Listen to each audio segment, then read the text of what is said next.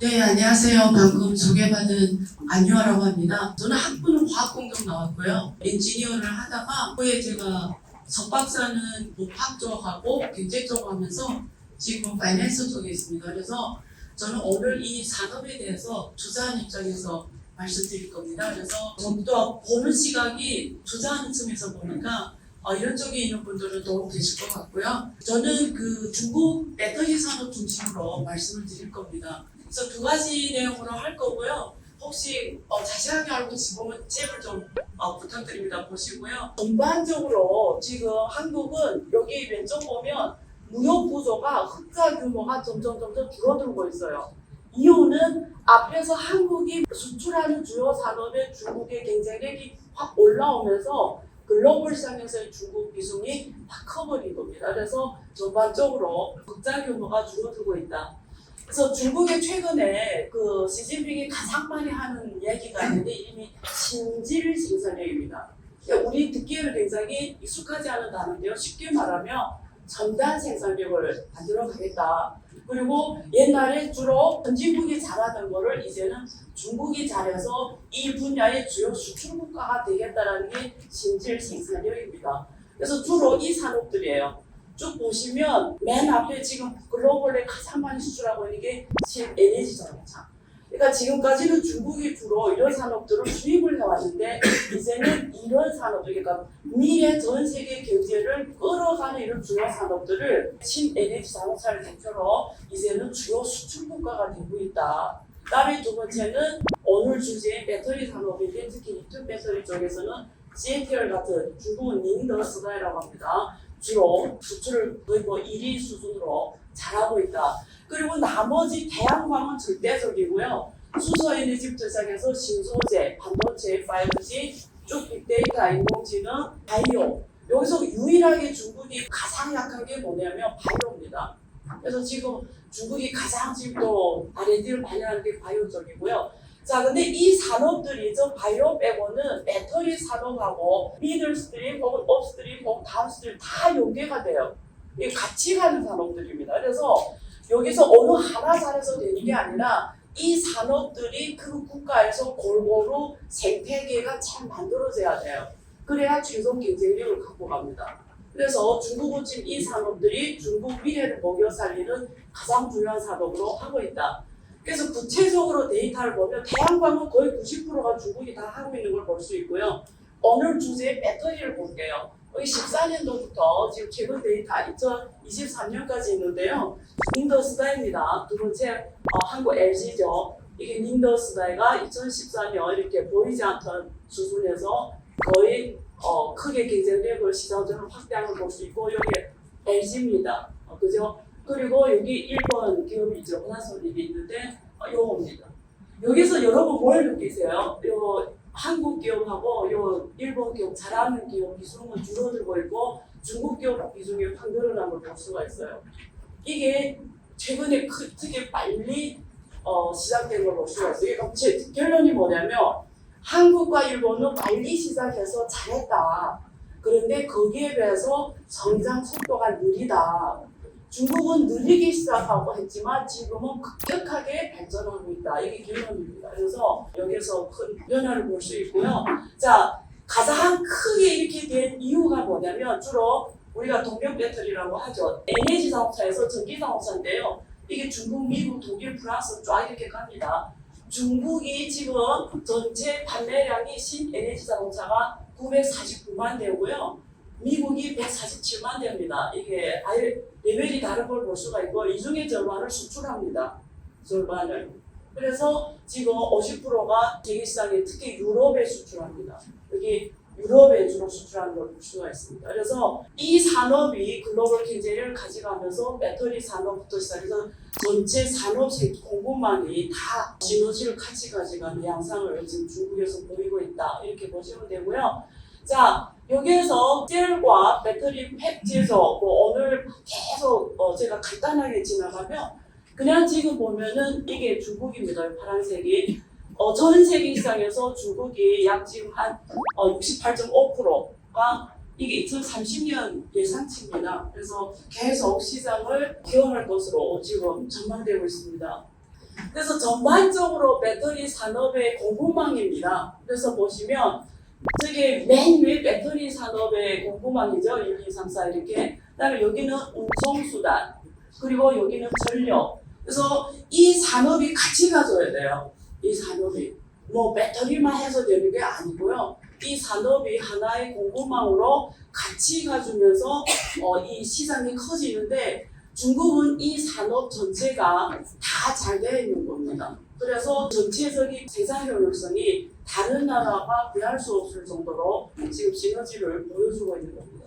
자, 그래서 우리가 이 공급망, 배터리 산업의 공급망에서 어디서 이익이 나냐를 볼게요. 그 공급망, 여기서 여기는 뭐 마이닝, 채굴이죠. 그리고 여기는 그 원자재, 그리고 뭐 분리망, 배터리 제조, 장비, 전기자동차 이렇게 공급망을 나눠서 볼 때 요 파란색, 요 얕은 색은 주로 영업이익률입니다.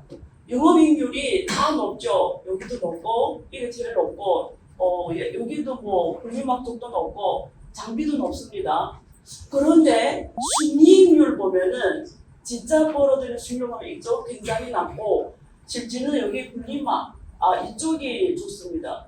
그리고 장비 쪽이 좋고요. 근데 중국은 이쪽이 잘합니다. 이쪽을. 그래서 요거하고 여기가 지금 굉장히 이익률, 순이익률이 좋은 걸 볼 수가 있고요. 그냥 배터리 산업이라는 전 세계 주요 플레이가 됩니다. 그래서 혹시 여러분들이 이 산업에 대해서 0부터 10단계까지 완벽하게 알겠다면 이 기업들이 뭐 하는지를 보면은 하나하나 들어가 보면은 흐름을 볼 수가 있어요. 그래서 여러분들이 사진 찍어서 이 하나하나 이 기업들을 가서 리서치 하시면 이 산업 전체를 우리가 다 마스터할 수가 있고요. 결론이 뭐냐? 잘하는 국가는 한국, 일본, 미국, 유럽 잘하는데 여기서 중요한 포인트는 모든 공급망에 중국 기업이 다 있다라는 거고 중국 기업이 굉장히 잘하고 있다라는 거고 특히 후단계 가서는 중국이 다 세계 1위를 하고 있다는 겁니다. 그리고 이쪽 광물 쪽 이쪽도 중국이 이제는 그러니까 입단하고 전급단이 중국이 절대적 지배력을 갖고 있다는 거예요. 결론이. 자, 그래서 중국이 지금 전기차 수출의 대부분이 사실 순수 전기 자동차입니다. 여기 지금 보시면 2020년, 21년, 22, 23년이잖아요. 요 색깔이 당년 색깔입니다. 뭘 보이죠?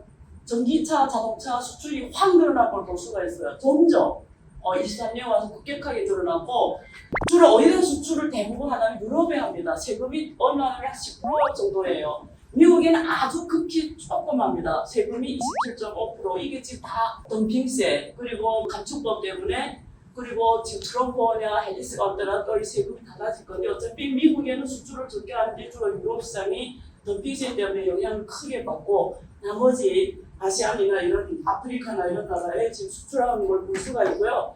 자, 메인 플레이어들 중에서 중국 기업이 이렇게 미국이든 유럽이든 많이 중국에 통제를 하지만 전 세계에서 중국 기업들이 비중이 계속 지금 늘어나는 걸 보고 테슬라가 점점 줄어듭니다. 그래서 앞으로 우리가 이걸 계속 주목해야 되는 이유기도 합니다. 자, 그러면 왜 이런 현상이 벌어졌냐? 결론은 단가 경쟁입니다. 어떻게 더 싸냐 중국계? 이게 유럽, 미국, 그리고 중국이 비교보면 정확하게 이거 그냥 절반이에요. 세금을 50% 이상 때려버려야 중국 기업들이 경쟁력을 줄일 수가 있는 거예요. 그러니까 중국이 지금 미국이나 유럽이 너무 세게 이렇게 해버리니까 이것도 더 줄이겠다고 하는 거예요. 그래서 여기에서 보면은 만약 이대로 놔두면 유럽하고 미국 아예 시장에 내놓을 수가 없다는 걸 볼 수가 있어요. 만약에 정부가 계획을 안 하면 이 시장 단가를 아예 못 맞추는 거죠. 자, 배터리 쪽에 잘하는 세 국가입니다. 한국, 일본, 중국. 어떻게 다르냐? 한국하고 일본은 지금 어느 단계에 왔냐면 아직도 정부 지원, 펀드 만들어서 막 투자하려고 이제 2단계예요. 근데 중국은 펀드를 통한 정부 지원은 끝났어요. 이제는 시장에 맡겨놨어요. 근데 여기서 놀라운 결론이 뭐냐면 정부가 10년 넘게 지원을 했는데 그때는 뭐 오중이 들어와서 다 하다 보니까 사람들이 임금값만 높여놓고 실제 잘하는 애들이 갈 수가 없었어요.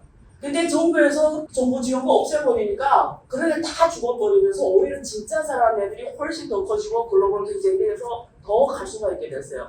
그래서 중국은 이걸 이제는 세제로 바꿔버리고, 그러니까 세금 감면 이쪽으로 바꿔버리고, 정부 지원이 아니라 그 단계는 지났고, 두 번째 시장 수요 확대에 집중을 합니다. 그래서 주로 공공 분야, 자동차는 다 배터리를 쓰겠다. 이제는 전기자동차를 쓰겠다. 이게 중국 정부에서 지금 밀고 있는 정책들입니다. 자, 그래서 지금 전 세계가 어떻게 대응하고 있냐. 이제는 뭐 각자 도생이잖아요. 특히 미국은 북미 중심은 인플레이션 감축법 중심으로 중국 자동차에 막 뭐 60%, 100% 뭐 그 이상 매기겠다 하고, 유럽은 또 핵심 원자재법이라고 내놔서 50% 이상은 뭐 유럽에서 생산해야 된다. 뭐 이런 요소를 내고 있고, 그리고 아시안, 그리고 중국 이렇게 다 각자의 정책이 있습니다. 근데 여기에서 포인트가 뭐냐면 결국 중국이란 배터리 산업에서 닌더 같은 닌더 스페이스시티 같은 기업들이 선두로 가면서 전 세계로 다 진출했단 말이에요. 그 뒤에서 얘기할게요. 자, 그래서 인플레이션 감축법칙가 그냥 지나갈게요. 여기서 핵심은 그 중국에 대한 제재입니다. 그래서 여기 외국 우려 기업에 중국하고 러시아가 들어가 있잖아요. 근데 중국 기업을 보면은 거의 뭐 그 원자재 쪽 영역에서, 그리고 우리가 양극재, 국재 여기서 이 빨간색이 중국이 차지하는 시장 비중인데 미국에서. 근데 만약에 미국에서 이 법을 완벽하게 딱 되면은 사실은 저런 걸 다 중국에 의존하는데 단기간에 어떻게 하겠단 말인가? 단기간에 해결법이 있을까? 자, 이게 지금 2023년부터 지금 28년까지 이렇게 단계별로 계속 올리겠다는 거 아니에요. 미국 내 혹은 미국하고 FTA를 맺은 국가들에서 제조한 것만 받겠다는 거 아니에요. 그래서 단계별로 그 요구사항 걸 비중을 계속 못 빼간다는 건데, 그럼 이게 전 세계상에 어떤 영향을 미칠까? 이것 때문에 발생하는 국단의 글로벌 시장이 어떻게 변할까를 보면은, 첫째 우리가 예상되는 게, 예를 들면 중국은 이미 미국하고 유럽이 이렇게 나오니까 흑연 수출을 통제해버렸어요. 흑연 수출은 다 중국이, 미국하고 유럽이 거의 0%입니다. 0%. 완전 중국에 의존하는 건데, 이세이도 수출 통제를 하겠다 이 시작을 했고요. 점점 할 수밖에 없고, 중국도 맞대응할 수밖에 없는 거예요. 중국에 의존하는 건 우리도 저는 안 수출할 거야 뭐 이렇게 하는 거죠. 두 번째는 각 국가별로 중국을 어떻게 대응하려고 하냐면 표준을 만들려고 하는 거죠.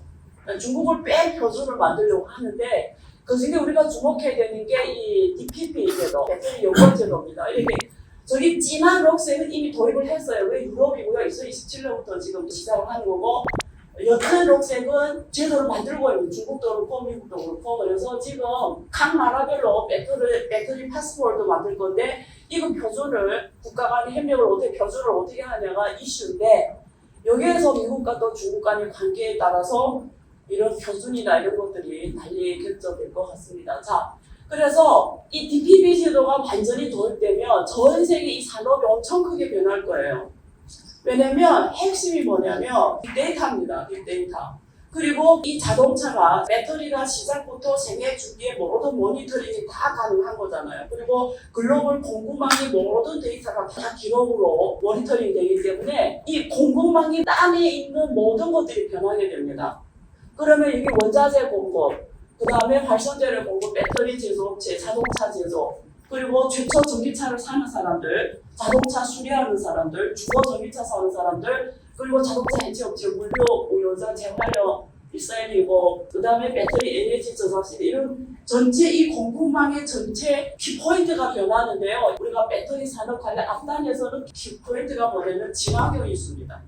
각 국가별로 ESG를 어떻게 하냐, 각 국가별로 이 환경 문제를 어떤 식으로 끌고 갈 거냐. 지금 유럽에서나 원래는 친환경 엄청 적극적으로 하다가 코로나를 거치고 미국하고 중국 관계를 거치고 또 전기차가 중국이 이렇게 경쟁을 하면서 오히려 자기네 이제 막 석유차를 계속 갖고 가겠다 뭐 이런 식으로 좀 나온단 말이에요.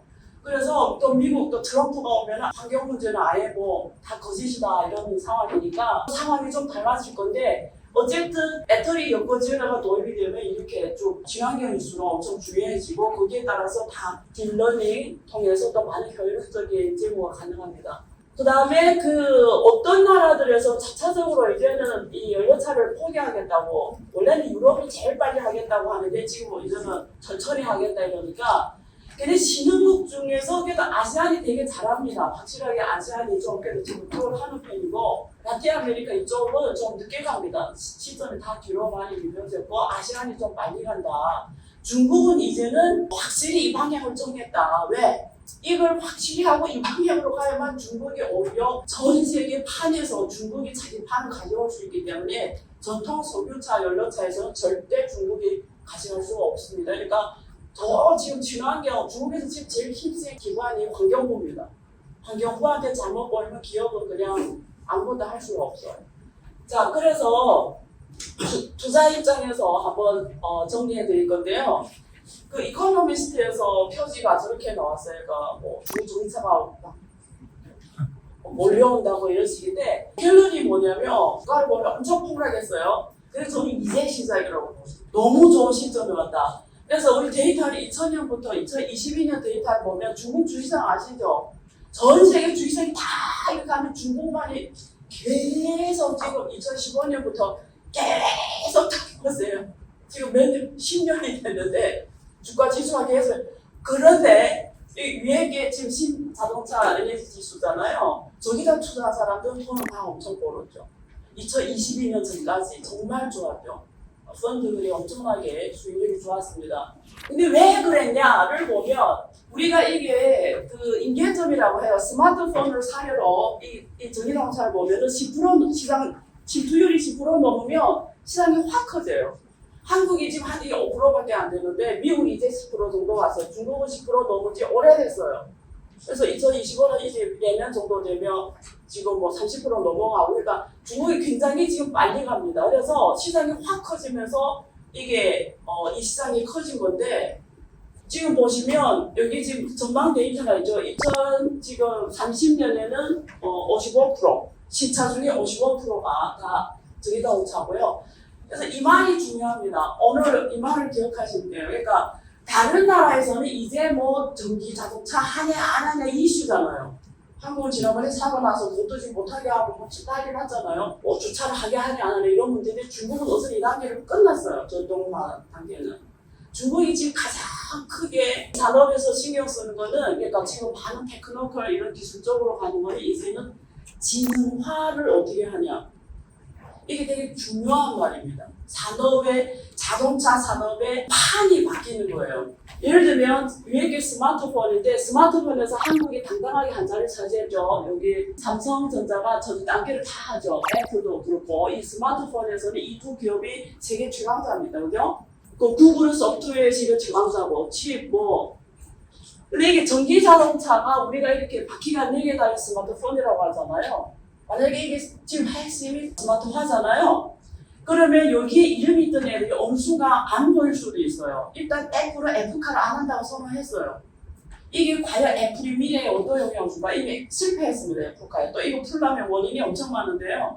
자, 여기 이번에 엔비디아가 AI 시장에서 어떻게 주가가 올라가는지 다 아시죠? 근데 지금 화웨이가 이 전체의 공급망을 화웨이가 지금 다 합니다. 비유비부터 시작해서 이미 지금 그래서 전체 생태계를 화웨이가 지금 다 갖고 가는 구글, 소프트웨어 구글 대체하는 지금 그 단계에서 지금 하고 샤오미가 이번에 자동차를 내놓으면서 순간에 1000만 대 넘게 받았잖아요. 오더를. 자, 그래서 지금 보면 CATL이 다른 기업 비교할 수 없게 인더스와 비아디가 지금 절대적으로 글로벌 시장에서 우위에 가 있고 한국의 LG, 뭐 일본, SK 다 잘하고 있습니다. 그래서 월등히 잘하는 걸 볼 수가 있고요. 이게 재밌습니다. 이 이익을 한번 보세요. 중국 내는 기업이 너무 치열하게 경쟁해가지고 다 죽어버리고 있어요. 정부 지원도 끊어지고. 이게 2019년 때 보면 CATL입니다. 그냥 거기서 그만했어요 다. 근데 이렇게 20년, 21년, 22년 이렇게 쫙 23년 오면서 여러분 뭐가 발견했어요? 점점 시장이 어디가 집중되죠? 이 두 기업에 집중되는 걸 볼 수가 있어요. 그래서 시장이 이제 정말 규모의 경제로 가는 거고 잘한 애만 더 잘하는 거예요.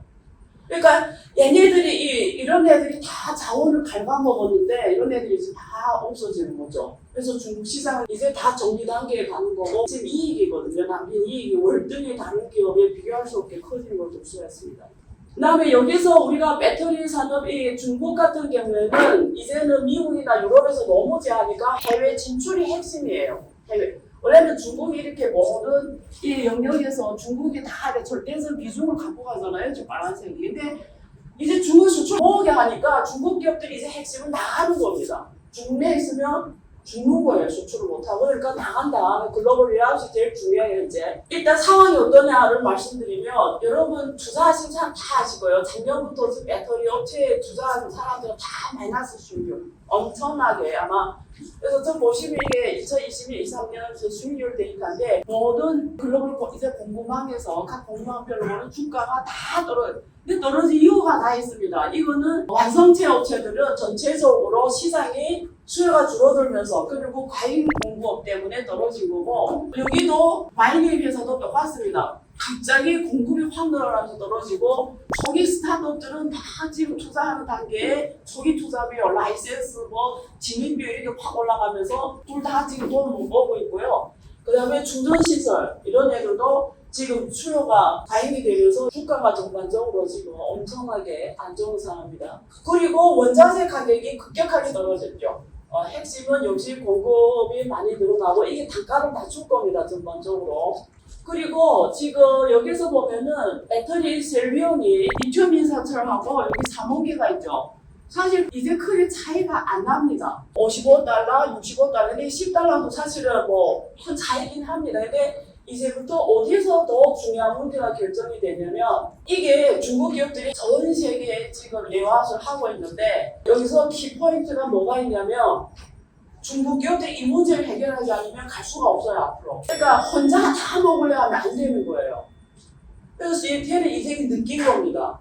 그래서 GTL이 생각하는 거는 443. 무슨 말이야? 옛날엔 100%를 다 먹었는데 이제는 마이닝, 재고량, 광석을 재고량하는 그 나라에서도, 거기 나라에서도 내년 우리나라에서 메인 그걸 해야, 우리나라에서 수출해야 내년 하게 하겠다. 지금 이렇게 나오니까 그 나라에도 한 40% 주고 거기서도 하고, 그 다음에 최종 수요 시장, 유럽, 미국, 거기서도 우리나라에서 해야 돼. 이게 아메리칸 미국 하면 또 그 나라에서도 한 40% 하고, 우리가 그냥 이 제조 상들은 한 30% 하고 먹고 나머지는 이렇게 줘야 된다는 게 인식이 되고, 그래서 테슬라처럼 인더스트리 같은 경우는 이제는 기술을 다 오픈하겠다. 혼자 안 갖고 가겠다. 그래서 지금 LRS라고 해서 기술 오픈. 서로 나눠 먹자. 이게 지금 이렇지 않으면 못 간다라는 걸 중국 기업들이 인식을 했습니다. 여기서 데이터 한번 재미있는 거 볼 건데요. 지난 블랙이 CATL이고 두 번째 어는 콜색이 삼성 SDI인데, 여기서 보시면 여러분 여기 최근 데이터 이제 보면 이익률이 비슷합니다. 영업이익률이 둘이 비슷하죠. 근데 순이익률이 넷 프로필 지금 확 다른 걸 볼 수가 있어요. CATL이 엄청 높고 삼성 SDI 여기서 비슷하다가 갑자기 순이익률에서 확 떨어진 걸 볼 수가 있어요. 뭐 차이가 났습니까?